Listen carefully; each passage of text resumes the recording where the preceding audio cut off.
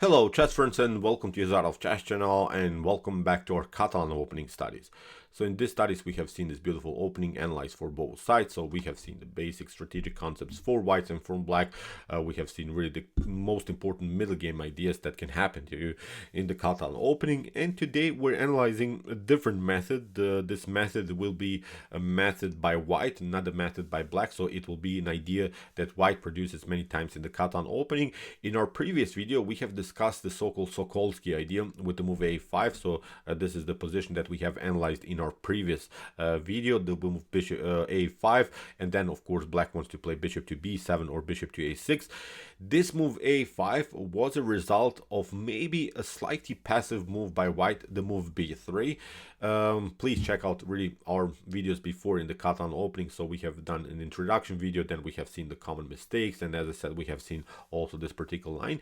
Today we'll analyze a different method. Instead of this move b3 that white is playing, white can play also the more aggressive bishop to f4. And you can say now, dude, what you're talking about, it's the same opening, it's the same position. But I think the Catalan has to be explained in a different way, because many moves by white or many moves by black have to be met with a certain counterplay in particular moments of the game. If you don't play these ideas, I think you could get destroyed in an early stage of the game. You could lose the game and you don't know where you lost the game because you played maybe the same setup. You're trying to do the same setup over and over again, and then your opponent deviates from the main line and then you're losing simply with the same setup. For instance, this move a5, for instance, in this particular position, is working only in several positions. It's not working after this early bishop to f4 move. So we'll come, of course, to the point. I will explain what I mean about it. But as I said, every move in the Catalan for white and for black has to be also met with certain ideas by both sides. So I think the Catalan is a really complicated opening, but if you know what you're doing, it can really be one of the most beautiful openings with really cool tactical ideas, with really beautiful monstrous double attacks, decoys, deflections, really beautiful elements that we'll have to see in a chess game. So let's see now what's so special about this move bishop to f4. And as usual, we will follow also a beautiful game. It will be a beautiful epic game played by Giri against Alexander Grischuk, in which Giri played here really monstrous double rook sacrifice. And for instance, in our previous video, we have analyzed the beautiful game played by Darius Schwirtz against Hans-Moke Niemann, also in a beautiful Catalan opening. So let's see now what is so special about this move bishop to f4. So in the game between Giri and Grischuk, the game started with the Zuckertort opening, but then transposed into the Queen's Gambit decline. And now after move g3, we have again the Catalan move with the preparation to play bishop to g2. So here now we are analyzing again this early bishop to b4 method. In our previous video we have also discussed this early bishop to b4, and also in our videos so far we have discussed knight to d2 and similar stuff, but still in my opinion, bishop to d2 is the must move here for white. Black should not pick up the pawn, pick up the bishop here on d2. Black should simply retreat to e7, and again we're analyzing now this method now for both sides. After move bishop to e7, bishop to g2, kingside castling, so pretty standard stuff. And after move knight from b to d7, white continues with the normal plan, queen to c2. Is trying now to connect the queen to the pawn on c4, and has a certain idea, wants to play maybe something like bishop to c3, knight to d2, e4, or is trying to play knight to c3, e4 immediately. So the e4 goal by white is obvious. White wants to break and enter with the move e4, connecting 3 pawns in the center of the board and let the pawn roll here, because I think that's the most common way for white. But of course black continues with the semi-Slav structure, c6, d5, e6. White in these types of positions should not take out the pawn immediately here on d5, because after e takes d5 we have discussed also the problems. This bishop will suddenly come into the game, maybe on later on f5 or something, or on g4. So the most important thing is, I think, also for white to keep a little bit the bishop on c8 paralyzed, to keep the bishop locked on the starting square. So now comes again this idea rook to d1. As I said, this rook to d1, in my previous video we have discussed it, is signature move, is a move that has to be recognized now for both sides. When the move rook to d1 is coming, instead of maybe the move rook to c1, then obviously white is not going to try to attack the c file. now the main goal is still, as I said, knight to c3 and e4. For instance, instead of this move rook to d1, white could also play rook to c1. It's a different story that we'll discuss in the continuation of our series. But then obviously white is trying to attack the c file. It's a different story. So as I said in the beginning of the video, every move in the Catalan has a certain idea, has a different plan. So you see now, the game after rook to c1 and rook to d1 is a whole different story. It's a different game for sure. So as I said, after move rook to d1, here white is announcing a more aggressive method here in the center of the board. Is still trying the e4 goal and is now also threatening the queen indirectly. Of course, the queen is not endangered so far, but if something clears on the d file, there could be some tactical problems. So now black continues with the normal plan b6, and now comes a new line that I think has to be discussed. In our previous line, as I said, we have discussed the move b3, which was met with the move a5, and then of course black had some chances with bishop to b7 and bishop to a6. But now white delays the move b3, plays the move bishop to f4, and this move has certain ideas still around the square c7, but the bishop is now out. Notice that the rook is now connected to the pawn. In the previous line, the rook was not connected to the pawn on d4, and now white is still continuing. Knight to c3, knight to d2 maybe, and then with the same plan e4. In my opinion, black could make already several mistakes. Black could make maybe this kind of a mistake, knight to h5. It seems tempting because, of course, obviously bishop to e5 is not going to happen. Black will simply give up the knight for a bishop, and white has lost the bishop here. So I'm not saying this is winning for white immediately, but it could be really an unpleasant game for white. So, but after move knight to h5, I've seen it many times, and I've done the same mistakes, believe me. After move knight to h5, there is a certain problem after c takes d5. That's now the stunning move that white can pull off. And now after move knight to f4, white ignores simply the knight on f4, plays simply this idea, d takes c6, and the pawn is rolling. You can maybe pick up now the bishop on g2. We are picking up first the knight on d7 with the threat of d takes c8. Now you play something like knight to e3. You're trying at least to mess up somehow the pawn structure in front of white's king, because obviously you're going to lose the knight, but lose it with at least with style, sort of. At least you're provoking some structural weaknesses in front of the king. After f takes e3, bishop to d7, knight to c3. You see now in this line, white should be, I think, much better here because of the extra pawn and because of the possibility to let the pawns roll again in the center of the board. Okay, white doesn't have any more the light square bishop. White has maybe some problems here in front of the king. Black has still the beautiful bishop pair, but I think when the pawns get connected here, e4, e3, when these three pawns are rolling in the center with the support of the knight, this could be a problematic game here for black. So as I said, knight to h5 here in this particular position is, in my opinion, quite risky because of this c takes d5 method. For instance, if c takes d5 is met with here c takes d5, then here bishop to c7. As I said, there is a certain problem around the square, queen to e8, and now white is again a solid game. Knight to c3, I'm sure maybe rook to c1 is maybe working, queen to c6, a4, a5 is a beautiful plan.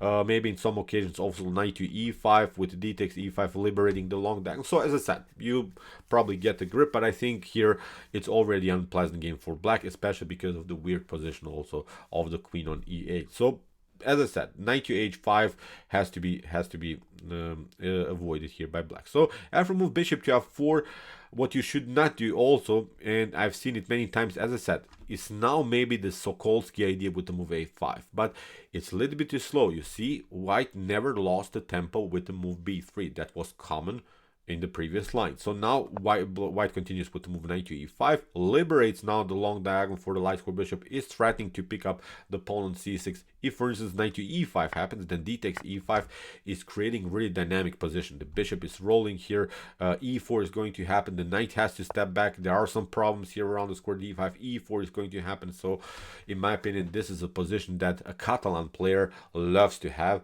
Look at this. All of the pieces are beautiful squares. This is a beautiful position. So for instance, now we continue with c takes d5. After c takes d5, we have e4 as a method. So the pawns are rolling, the bishop gets liberated. So I see, for instance, only winning games here in the database and only drawish games in this particular lines for white. So Really, Black needs now to know how to counterplay this move bishop to f4. So you see now, in my opinion, a5 and knight to h5 are not working. So that's why Black needs now to play this aggressive bishop to a6, hitting the pawn on c4. Now White continues with b3, connecting again the pawn to the pawn on c4. And Black needs now to play this very aggressive move, rook to c8. Notice we have the d file tension here, but also the c file tension. And we have a dynamic position in the center of the board. We have really a collision of pawns in the center. So if something gets cleared, both of these queens could be endangered. So the queen on d8 is of course endangered. Also the queen on c2 is endangered. So it's really a strange position. So again, we have to know what we're doing. And in my opinion, we have seen in our previous video, as I said, the so-called Sokolsky idea with the move a5, bishop to a6. But now we see the so-called Zagoryansky idea with the move a4. And this move a4 should be also avoided here by White, in my opinion. It seems tempting because you're trying to play a5 and we're trying maybe to open somehow the a file, and the bishop would be a little bit loose on the board because the bishop is disconnected from the rook. Usually when the rook is staying on a8, and if somehow maybe the a file opens with after 8 takes b6 and 8 takes b6, the rook would be still connected to the bishop on a6. So but now after move rook to c8, many times White is maybe making a slightly mistake with the move a4, is trying to attack the bishop indirectly. But Black has, I think, a beautiful idea with c5 immediately. I think White's queen is much more endangered in this types of positions than Black's queen, because Black's queen is still covered by the knight on d7, although here White's queen is already endangered. There's no piece that's defending the queen. So c5 is, I think, a pleasant game already here for Black. I've found really beautiful game in the database that explains the problems of White here, because after d takes c5, bishop to c5, White tries now to play knight to c3, but look at this, after d takes c4, the c file is going to get opened. If you play something else, for instance, if you place here c takes d5, look at this, bishop to f2 is coming into the way here. The queen is endangered on c2, so it's game over here for White. So as I said, after move rook to c8, the Zagoryansky idea, we will discuss this Zagoryansky idea, a4, a5, when this idea is working. It's a certain idea that can be played, but in different positions. You see, as I said, how complicated really sometimes the Catalan is. It has certain ideas, but only in particular moments. Never, you cannot really always play the Zagoryansky idea. Or if you have seen our previous method, you cannot always play the Sokolsky idea with the move a5. Only in particular positions you can do it. Now a4, in my opinion, would be not good. So that's why White has to go now, I think, in a very aggressive line with the move knight to c3. And some of us are feeling uncomfortable because we don't want to give up our pawn on c4, but that's exactly what we want to get in the Catalan. After d takes c4, notice we can always advance to pawn to e4, and we are having then a beautiful pawn mobility in the center of the board, and that's exactly in the spirit of the Catalan. Actually, the Catalan should be sort of a gambit variation where you give up a pawn, and when you are maybe having this pawn central control, when you advance the pawn on e4 and then connect it to the pawn on d4.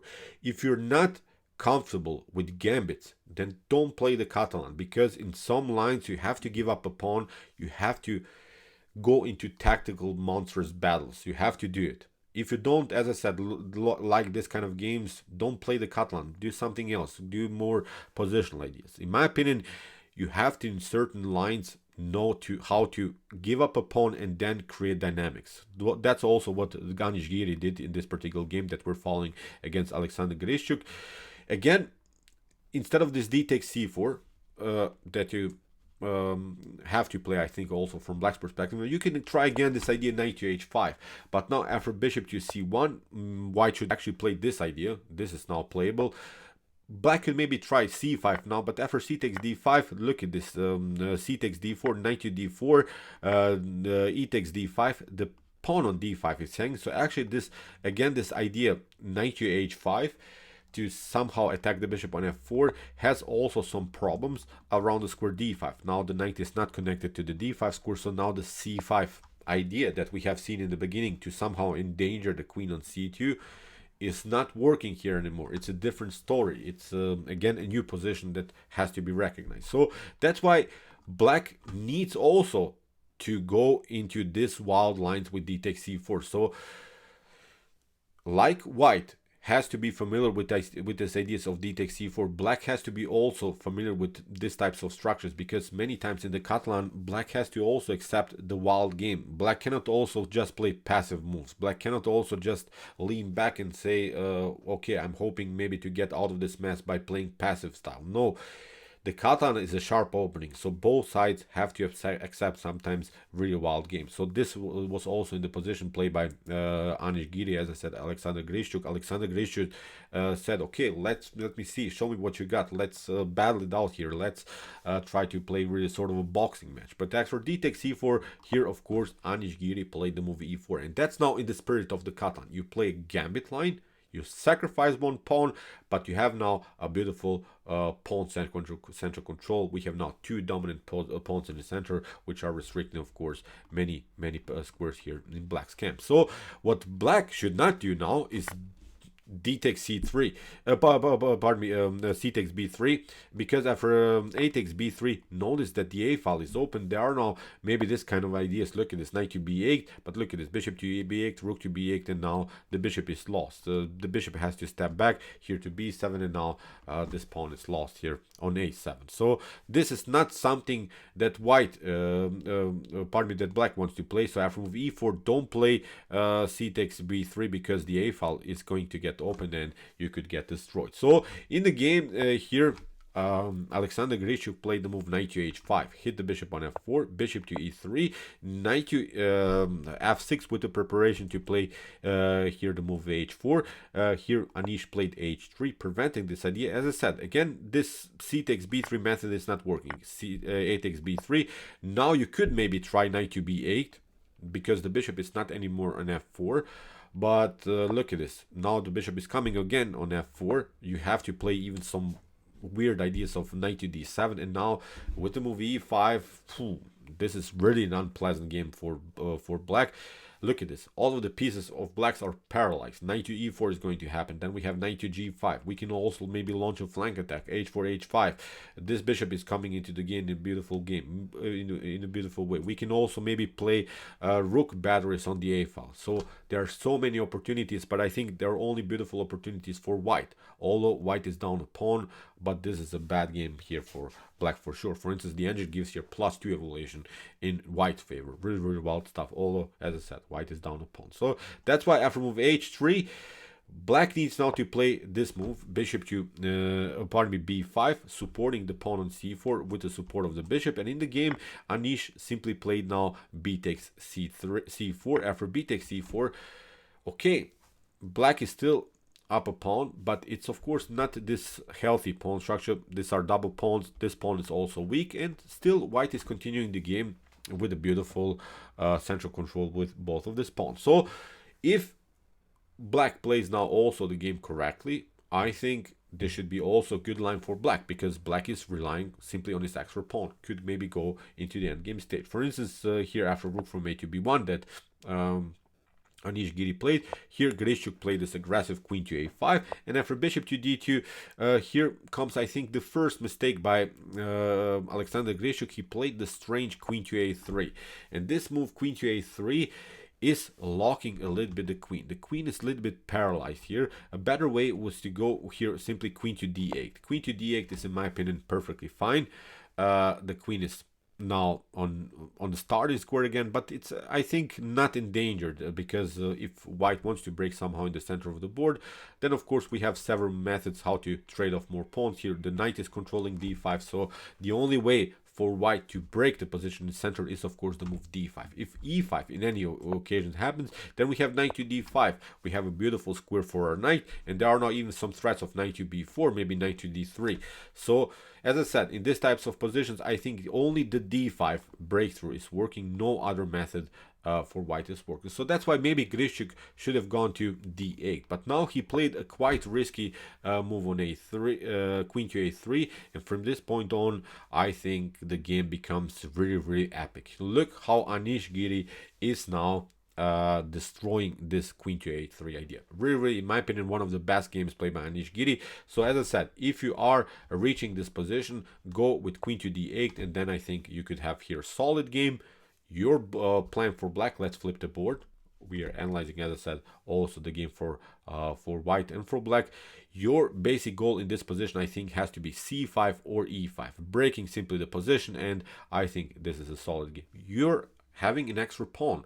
It's not a small thing in these types of positions, although, as I said, white has a dominant position in the center, but this position has to be broken with this kind of methods. But okay, let's see now how Anish, as I said, punished this queen to a3 move. First, Anish played the brilliant rook to e1, and this idea is first of all an idea if d5 happens that the bishop is also a little bit endangered by the rook activity on the e file. Now there is another threat, rook to e3, attacking indirectly the queen on a3, and also there are methods of e5, rook to e4, and maybe rook to g4, creating a beautiful rook lift here. So these are really cool methods, but Anish played here an outstanding game. If you put now this PGN that I'll show you in the description below, you can really download it and analyze it. You see that actually Anish Giri played here the game with almost stockfish perfection. He played this game without inaccuracies, mistakes, or blunders. So from white's perspective, I think this game could be your cornerstone in order to get a better understanding of these types of structures. So after move rook to e1, here we have knight to b6, rook to e3, the queen is in danger. So as I said, this is now the problem of queen to a3. The queen is a little bit stuck here. As I said, queen to d8 was much better by Alexander Grischuk. Rook to b8 was played by Alexander Grischuk, and now comes the stunner of the game. Rook takes b6. Really wild stuff. How Anish produced some wild ideas here, because after a takes b6, the game is over here for black. You have to pick up the rook with the rook, because if Grischuk would have played maybe a takes b6, the game would have been over already, because now after e5, you have to step back with your knight. Of course, knight to d5 it's not working. Knight to d5 comes, of course, with a discovered attack against the queen. So for instance, you would have to play something like knight to d7, but now look at this, with knight to b1, again the queen is trapped. There is no good square for the queen. The queen has to be now traded off for the rook on e3, so it's game over here for black for sure. So after move rook to b6 that Anish played, really a stunner. We have here rook takes b6 by Alexander Grischuk, knight to a4, hitting the rook again. We have a check by Alexander Grischuk, and Anish doesn't want to go into this line with queen to b1, because of course we have also queen to a4, and this should be again, I think, a solid game for black, especially because of this pawn mobility now on the c file. The rook will come into the game, so although the material is about equal, with an extra pawn, of course, for black, this is, I think, a good game for black for sure. So that's why Anish plays the beautiful king to h2. He's down the exchange, but continues now the pressure. Still the queen is in danger. They have to step back. In the continuation, we have now the move c3, rook takes c3, the queen again has to step back. We have now queen to b4, and now rook to c6. This was the beautiful plan by Anish. He still has this discovered attack against the queen. In the continuation, we have queen to b5, knight to e5. The problem is now rook to a6 is also not working here, because of queen to a6, queen to b1, again the same method, queen to a4, and this should be again a good game for black. Black would be up the exchange in a more simplified way, so this is completely winning, I think, here for black. So that's why after move queen to b5, again Anish kept the tension with the beautiful knight to e5. We have now rook to a1, bishop to c3 by Anish, simply improving now the position of his pieces. Rook to f1. What probably here, of course, Grischuk was hoping for is after bishop to f1, queen to f1, that the bishop would come somehow into the game. There are several threats, of course, on light squares, but Anish kept it calm. He left simply the rook hanging here. He continued with his plan, knight to b2. He's now preparing this move, knight to c4, where the queen, of course, could be disconnected from the rook on f1. Notice that the rook doesn't have so many good squares. The rook is really endangered now on the first rank here. We have now the move queen to b7 by Alexander Grischuk. The only move that I think he could have played is this line, queen to e2, but still after something like queen to e2, bishop to e2, now bishop to f1, when the queens are off the board, of course, this is not such a dangerous position anymore. Bishop to f1, and now with f3, this could be, of course, maybe a position that black could somehow survive, but of course, look at this. This is an extra pawn for white. The rook is much more active. The knights are controlling the center. Knight to c4 is going to happen. Although black is here the bishop pair, but this should be winning for white. So after move knight to b2, here, as we said, queen to b7 was played by Alexander Grischuk, and now comes a new stunner by Anish. He plays now the brilliant rook takes a6. He sacrifices now another rook after queen to a6, knight to c4, disconnecting the queen from the defense of the rook. And look at this, the rook doesn't have so many good squares. In the continuation, we have now knight to e4. If you play queen to f2, then of course queen takes f2, and this is again completely winning game here for white. So after move knight to c4, we have knight takes e4, bishop to e4 by Anish. We have rook to b8. Here again, you see Anish never wanted to take out the rooks. He just played on his beautiful piece activity. He continued the pressure, and now comes a new stunner, bishop to h7.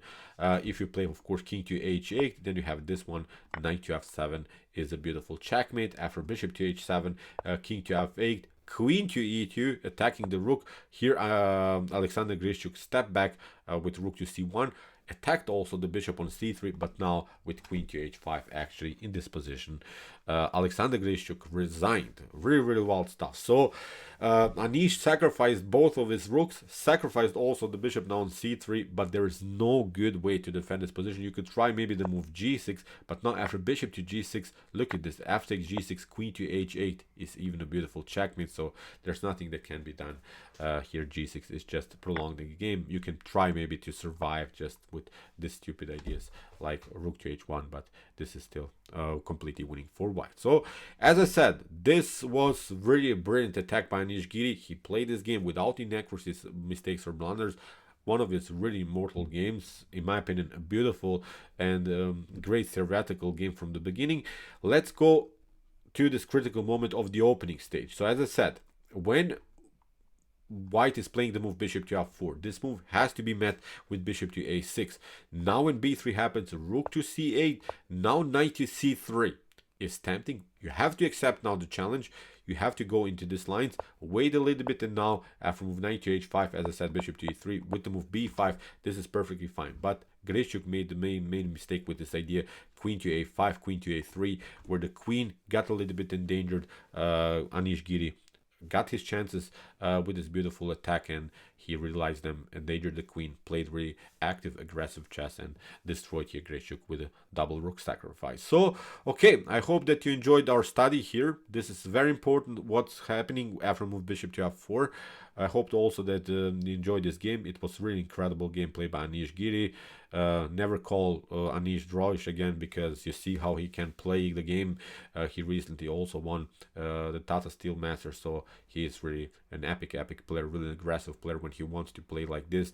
He has great theoretical preparation, so he is, in my opinion, really one of the best grandmasters now these days. So, okay, if you want to know more about the Catalan opening, please study our opening from the beginning, from the introduction video, the common mistakes we have analyzed, also different lines, different opportunities of our Catalan studies. Here's the link of our whole playlist, and if you like this content, don't forget to subscribe to my channel. See you soon with some more videos, and chess is the best, of course.